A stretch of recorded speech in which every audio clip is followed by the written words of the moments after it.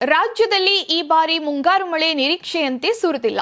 ಅದರಲ್ಲೂ ಮೈಸೂರು ಮತ್ತು ವಿಜಯನಗರ ಜಿಲ್ಲೆಗಳಲ್ಲಿ ಮಳೆ ಕೊರತೆ ತೀವ್ರವಾಗಿದ್ದು, ಕಳೆದ 2 ತಿಂಗಳಲ್ಲಿ ಈ ಜಿಲ್ಲೆಗಳಲ್ಲಿ ಸುರಿದ ಒಟ್ಟು ಮಳೆಯ ಪ್ರಮಾಣ ಕರಾವಳಿಯ ಉಡುಪಿ ಜಿಲ್ಲೆಯಲ್ಲಿ ಒಂದೇ ದಿನ ಸುರಿಯುವ ಮಳೆಗೆ ಸಮನಾಗಿದೆ ಎನ್ನುವಂತಹ ಪರಿಸ್ಥಿತಿ ನಿರ್ಮಾಣವಾಗಿದೆ.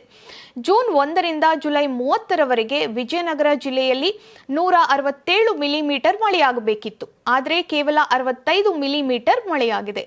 ಅಂದರೆ 61% ಮಳೆ ಕೊರತೆಯಾಗಿದೆ. ಇನ್ನು ಮೈಸೂರಿನಲ್ಲಿ ವಾಡಿಕೆಯಂತೆ 213 ಮಿಲಿಮೀಟರ್ ಮಳೆಯಾಗಬೇಕಿದ್ದರೂ ಕೂಡ ಕೇವಲ 85 ಮಿಲಿಮೀಟರ್ ಮಳೆ ದಾಖಲಾಗಿದ್ದು 60% ಕೊರತೆ ಎದುರಾಗಿದೆ. ರಾಜ್ಯದ 31 ಜಿಲ್ಲೆಗಳನ್ನು ಗಮನಿಸಿದರೆ ಉಡುಪಿ ಜಿಲ್ಲೆಯಲ್ಲಿ ಅತಿ ಹೆಚ್ಚು ಅಂದರೆ 1762 ಮಿಲಿಮೀಟರ್ ಮಳೆಯಾಗಿದೆ. ಆದರೂ ವಾಡಿಕೆಯಂತೆ 35% ಕಡಿಮೆ ಮಳೆಯಾಗಿದೆ. ದಕ್ಷಿಣ ಕನ್ನಡದಲ್ಲಿ 1544 ಮಿಲಿಮೀಟರ್ ಮಳೆಯಾಗಿದ್ದು 35% ಕೊರತೆ ಕಂಡುಬಂದಿದೆ. ಉತ್ತರ ಕನ್ನಡದಲ್ಲಿ 1410 ಮಿಲಿಮೀಟರ್ ಮಳೆಯಾಗಿದ್ದರೂ 20% ಕೊರತೆ ಇದೆ. ಇನ್ನು ರಾಜ್ಯದ ಒಟ್ಟಾರೆ ಚಿತ್ರಣವನ್ನ ನೋಡಿದ್ರೆ ಜೂನ್ 1ರಿಂದ ಜುಲೈ 30ರವರೆಗೆ ವಾಡಿಕೆಯಂತೆ 582 ಮಿಲಿಮೀಟರ್ ಮಳೆಯಾಗಬೇಕಿತ್ತು. ಆದರೆ 432 ಮಿಲಿಮೀಟರ್ ಮಳೆಯಷ್ಟೇ ದಾಖಲಾಗಿದೆ.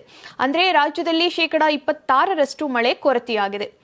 ಕರಾವಳಿಯ 3 ಜಿಲ್ಲೆಗಳಲ್ಲಿ ವಾಡಿಕೆಯ 2098 ಮಿಲಿಮೀಟರ್ ಬದಲಿಗೆ 1511 ಮಿಲಿಮೀಟರ್ ಮಳೆಯಾಗಿದ್ದು 28% ಕೊರತೆ ಇದೆ. ಮಲೆನಾಡಿನ 4 ಜಿಲ್ಲೆಗಳಲ್ಲಿ ವಾಡಿಕೆಯ 1103 ಮಿಲಿಮೀಟರ್ ಮಳೆಗೆ ಬದಲಾಗಿ 688 ಮಿಲಿಮೀಟರ್ ಮಾತ್ರ ಮಳೆಯಾಗಿದ್ದು 38% ಕೊರತೆ ಕಂಡುಬಂದಿದೆ. ಉತ್ತರ ಒಳನಾಡಿನ 13 ಜಿಲ್ಲೆಗಳಲ್ಲಿ ವಾಡಿಕೆಯ 300 ಮಿಲಿಮೀಟರ್ ಮಳೆಗೆ ಪ್ರತಿಯಾಗಿ 277 ಮಿಲಿಮೀಟರ್ ಮಳೆಯಾಗಿದ್ದು 8% ಕೊರತೆಯಾಗಿದೆ.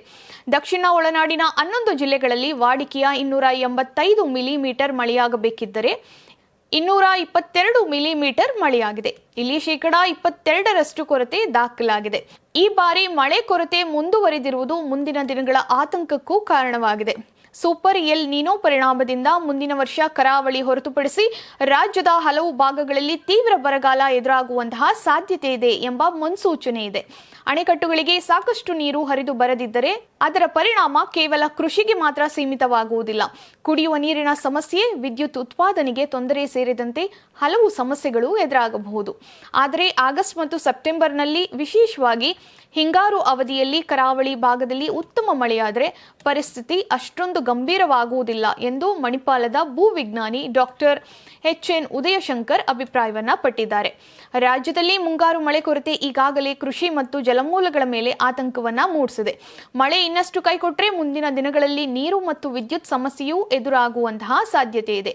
ಹೀಗಾಗಿ ಆಗಸ್ಟ್ ಸೆಪ್ಟೆಂಬರ್ನಲ್ಲಿ ಸುರಿಯುವ ಮಳೆಯೇ ರಾಜ್ಯದ ಮುಂದಿನ ಪರಿಸ್ಥಿತಿಗೆ ಬಹು ಮುಖ್ಯವಾಗಲಿದೆ.